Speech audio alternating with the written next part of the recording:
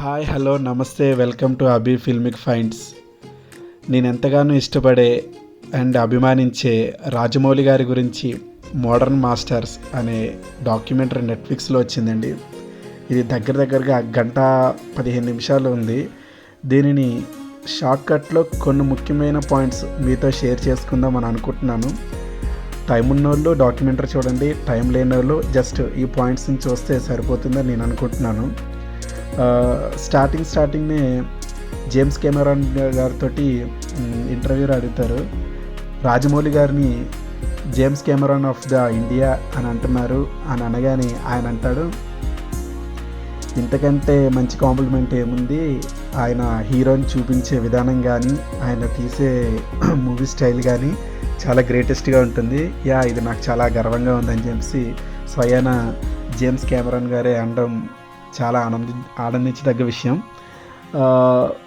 బేసిక్గా రాజమౌళి గారి గురించి చెప్పాలంటే చిన్నప్పటి నుండే స్టోరీ టెల్లరు. అంటే పిల్లలందరూ మామూలుగా పాటలు పాడుతూ డాన్సులు చేస్తూ ఉంటే ఈయన మాత్రం క్లాస్ రూమ్లో స్టోరీస్ చెప్తూ ఉండారంట.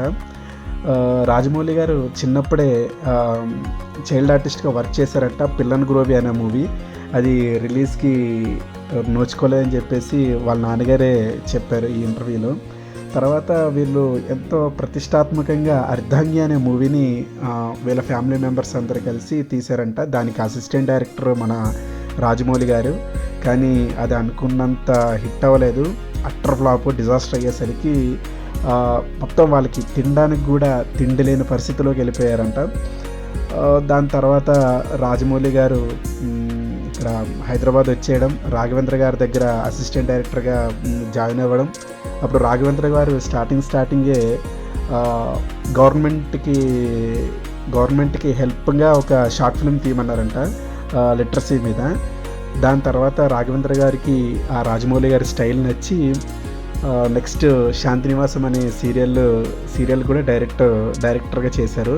అది మీకు అందరికీ తెలిసిన విషయమే. తర్వాత జూనియర్ ఎన్టీఆర్ గారు తన మాటల్లో ఏం చెప్పారంటే, ఆయనకంటే ఫస్ట్ అశ్విని దత్ గారు రాఘవేంద్ర గారి డైరెక్షన్లో ఒక మూవీ తెద్దామని కాల్ వచ్చిందంట. జూనియర్ ఎన్టీఆర్ గారు ఎగిరి గంతులేశారంట, అబ్బాయి ఇది చాలా అద్భుతమైన విషయం అని చెప్పేసి. తర్వాత సినిమా స్టోరీ వచ్చేసరికి ఎన్టీఆర్ గారితో కూర్చోబెట్టి అశ్విని దత్ గారు రాఘవేంద్ర కూర్చొని చెప్పారంట, అశ్విని దత్ గారు ప్రొడ్యూసరే కానీ డైరెక్టర్ మాత్రం రాజమౌళి అని చెప్పేసరికి కొంచెం ఎన్టీఆర్ ఆలోచించాడంట. అశ్విని దత్ గారు కూడా అన్నారంట, ఏమని, ఆయన సీరియల్ డైరెక్టర్ కదా, ఇంత పెద్ద మూవీ తీయగలరా అని. అప్పుడు రాఘవేంద్ర గారే ఆయనకి ధైర్యం చెప్పి ఈ సినిమాని స్టార్ట్ చేశారంట. మీకు తెలిసిందే, ఫస్ట్ స్టూడెంట్ నెంబర్ 1 హిట్, తర్వాత సింహాద్రి బ్లాక్ బస్టర్. ఈ 2 సినిమాలు బీభత్సంగా హిట్ అయ్యాయి కానీ రాజమౌళి గారికి పేరు రాలేదు. అంతెందుకు, సింహాద్రి క్లైమాక్స్లో ఏ ఫిలిం బై రాజమౌళి అని వేసుకుంటే అలా రాజమౌళి ఫిలిం బై రాజమౌళి ఎందుకు వేసుకున్నారని ప్రొడ్యూసర్ ఈయనతో గొడవ పడ్డారంట. అప్పుడు ఆయనకి అది నచ్చక నెక్స్ట్ సినిమా సై నుంచి ఇలా ముద్ర వేయడం స్టార్ట్ చేశారనమాట. ఆ ముద్ర వేయడం స్టార్ట్ చేసి తర్వాత ఆయనకే ఏదో అంటే ఫీలింగ్ వచ్చి ఆ ముద్ర తీసేద్దాం అనుకున్నారంట. కానీ ఆ టైంలో డిస్ట్రిబ్యూటర్లో ప్రజల మనసులోకి ఎలా వెళ్ళిపోయిందంటే, ఇన్ కేసు ఆ ముద్ర కానీ లేకపోతే మేబీ సినిమా బాగాలేదేమో, రాజమౌళి గారికి నచ్చగా ముద్ర వేయలేదేమో అన్న స్థాయికి వెళ్ళిపోయిందంట. సో అక్కడి నుంచి రాజమౌళి గారు ఆ ముద్ర వేయడం కూడా స్టార్ట్ చేశారంట. ఇంకోటి పర్సనల్ విషయాలకు వస్తే, వాళ్ళ నాన్నగారు విజయేంద్ర ప్రసాద్ గారికి ఏమో దైవభక్తి ఎక్కువ, ఫుల్ ఆపోజిట్ మన రాజమౌళి గారికి ఏమో నాస్తికుడు అనమాట. అయితే ఆ రాజమౌళి గారు ఏమన్నారంటే, దేవుడిని చేరుకోవడానికి సనాతన ధర్మంలోనే జ్ఞానయోగ, రాజయోగ, కర్మయోగ, భక్తి యోగ అని ఉన్నాయి. వీటిలో భక్తి యోగాలో మాత్రమే దేవుడున్నారు, కనుమ దాంట్లో ఎక్కడ కూడా దేవుడు లేడు కదా అన్న కాన్సెప్ట్ని రైజ్ చేశారు. దాన్ని అర్థం చేసుకున్నంత నాలెడ్జ్ మనకు లేదు, ఆయన ఏ పర్స్పెక్టివ్లో అన్నారో కానీ మొత్తానికి అయితే ఆయన దేవుడిని అయితే నమ్మనన్నారు. మగధీర టైంలో కూడా ఆయనకి చాలా పెద్ద యాక్సిడెంట్ జరిగిందంట. ఆ సినిమాలో ఆ టైంలో కూడా ఆయన దేవుని తలుచుకోలేదంట. నాకు తెలిసి ఆయన దేవుడి కంటే మనిషిని నమ్ముతాడేమో, అంటే దైవం మనుష్య రూపేణ అనే కాన్సెప్ట్ని ఎక్కువ నమ్ముతారేమో అని అనిపించింది. ఇంకో ఇంట్రెస్టింగ్ ఫ్యాక్ట్ ఏంటంటే, ఈయనకి రాముడి కంటే రావణాసుడే ఇష్టం అంట.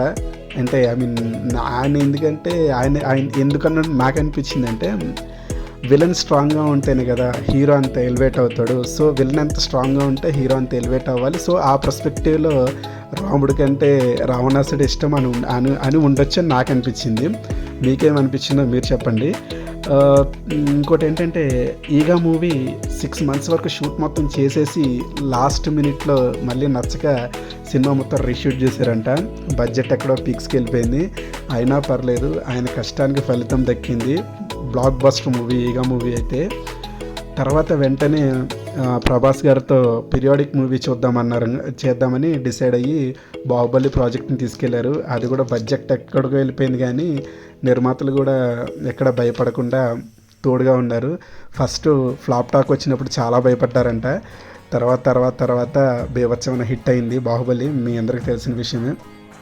ఆ సినిమాలో విలన్ క్యారెక్టర్కి మన ఫస్ట్ రానా గారి దగ్గరికి వెళ్ళి అడిగితే రానా ఒక్కటే క్వశ్చన్ వేశారంట, ముందు ఈ క్యారెక్టర్ ఎవరికైనా చెప్పారా అంటే ఆయన అన్నారంట, జేసన్ మేము ఫ్రమ్ గేమ్స్ ఆఫ్ థ్రోన్స్లో ఉంటాడు కదా, అతన్ని అప్రోచ్ చేయమనంటే అదేనండి ఆక్వామ్యాన్లో హీరో అయ్యేసరికి అప్పుడు వెంటనే రానా ఇదేదో మంచి గ్రేటెస్ట్ స్ట్రాంగ్ క్యారెక్టర్ అని చెప్పేసి ఆయన అప్పుడు డిసైడ్ అయిపోయారంట. స్టోరీ అంతా విని ఓకే చెప్పారంట. అదండి, ఇదే ఇంపార్టెంట్ పాయింట్స్. కొన్ని వాళ్ళ కొడుకు బాబాయ్ నాన్న వెర్షన్స్లో చిన్న పాయింట్స్ చెప్పుకుంటూ వెళ్ళారు. మొత్తానికి అయితే చాలా బాగుంది. అన్ని లాంగ్వేజెస్లో ఉంది, నెట్ఫ్లిక్స్లో ఉంది. థ్యాంక్ యూ అండి, నమస్తే. మీకు నచ్చినట్లయితే ప్లీజ్ సబ్స్క్రైబ్. థ్యాంక్ యూ, నమస్తే, బాయ్.